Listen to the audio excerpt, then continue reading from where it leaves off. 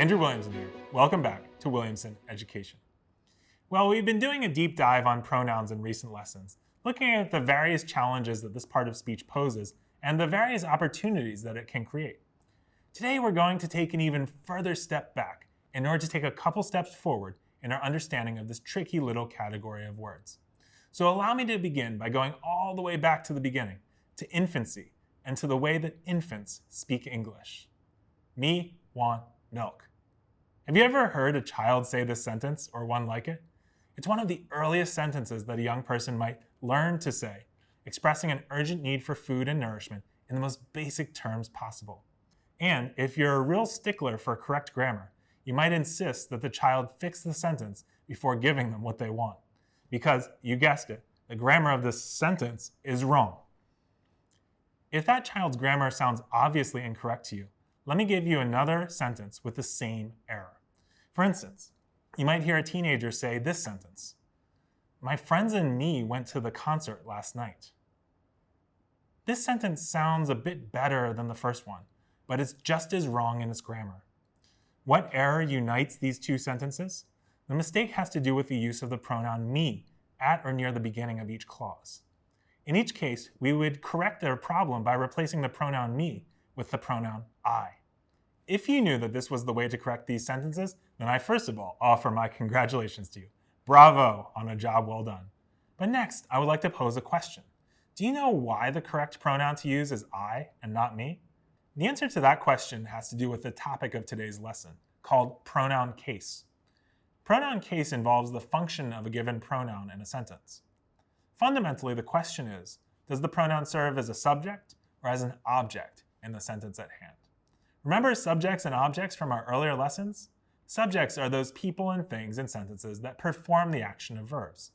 Objects, on the other hand, are those people and things in sentences that receive action. In essence, our personal pronouns in English vary according to whether they serve as subjects or objects in sentences. And the I-me distinction is probably the first and most important subject-object distinction to learn. I is a so-called subject case pronoun and should be used whenever the pronoun in question serves as the subject of a verb in a sentence.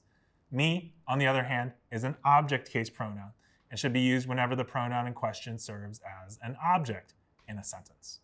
In the two example sentences that I just gave, the pronouns me are incorrect because these two pronouns serve as subjects, not objects, in their respective sentences.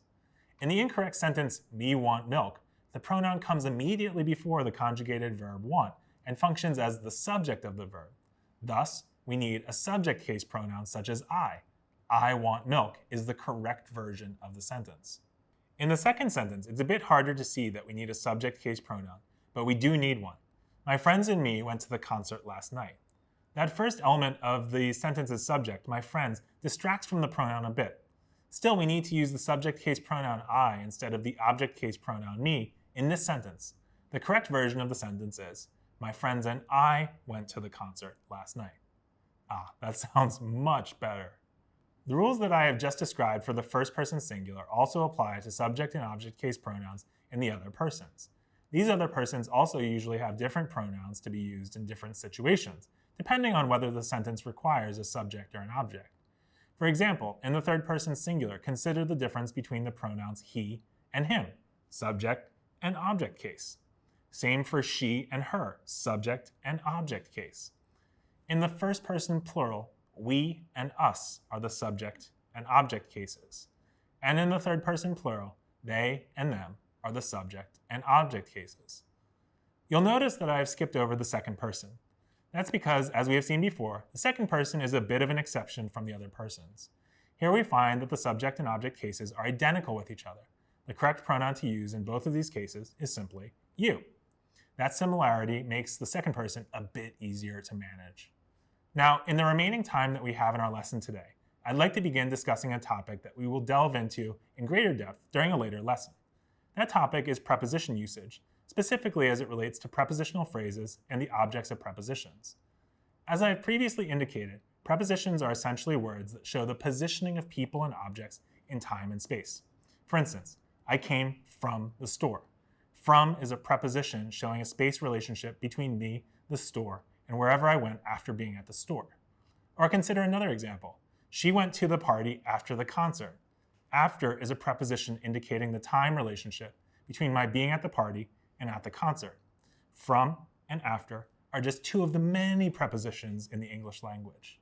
The reason I raise the topic of prepositions here is that every preposition in English takes an object, the thing that the preposition comes before and refers to. In the example sentences I just mentioned, the store is the object of the preposition from, and the concert is the object of the preposition after. In each of these two cases, the objects of the prepositions are, roughly speaking, places or events. In other cases, though, the object of the preposition will be a person. Consider this example sentence. My mom gave the letter to my brother. In this sentence, to is the preposition, and my brother is the object of the preposition. Now, we haven't really run into any issues yet here, because I do not use a pronoun to refer to my brother in the sentence. But imagine this. Imagine if I had referred to my brother in an earlier sentence, and you knew I was referring to him. I could then write the sentence, my mom gave the letter to him. See that? I've used a pronoun in my sentence, and more specifically, I've used an object case pronoun. Why?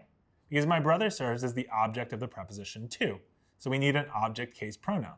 It wouldn't make sense to say, my mom gave the letter to he.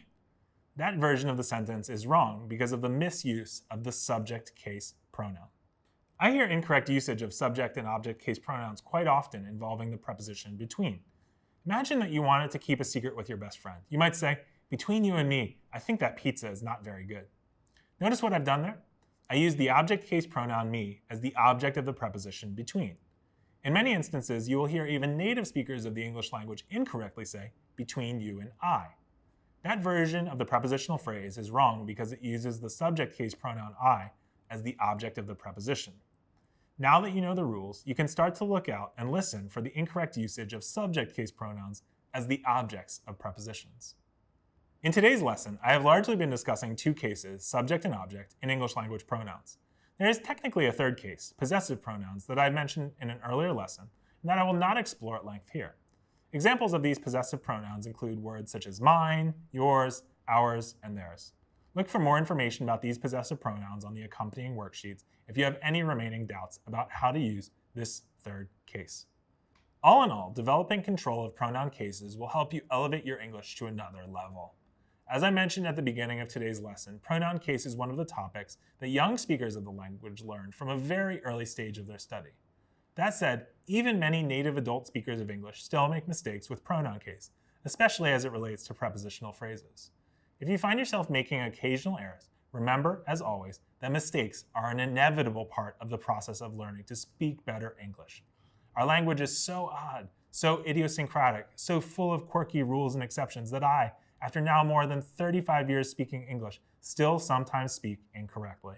Accept imperfection as an essential ingredient of learning to master this strange and beautiful language of ours. With that message, let's finish up today's lesson. That's all for now. Spread the word.